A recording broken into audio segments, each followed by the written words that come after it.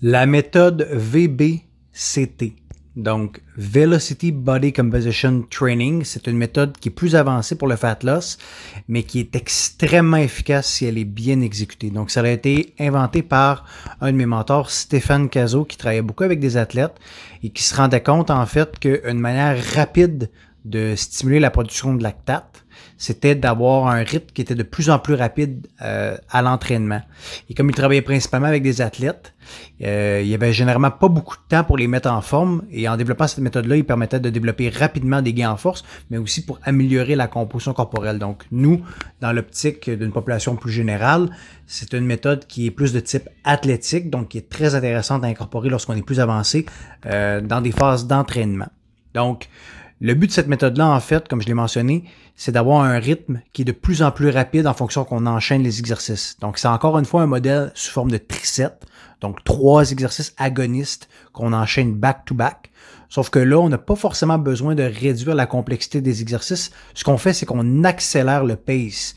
Donc, par exemple, le premier exercice, on va performer un exercice qui est multijoint.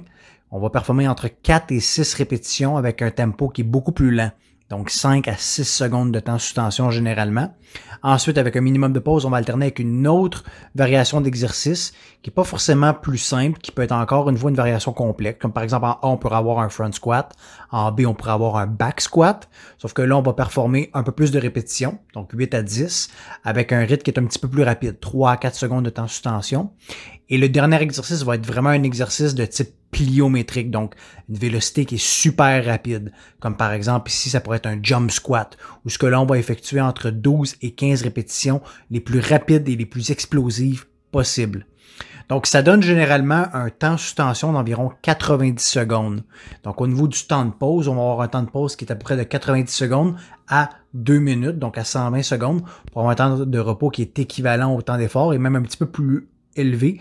Comme encore une fois dans cette méthode-là, l'intensité, donc la charge qu'on utilise, elle est extrêmement importante pour garantir l'efficacité de la méthode.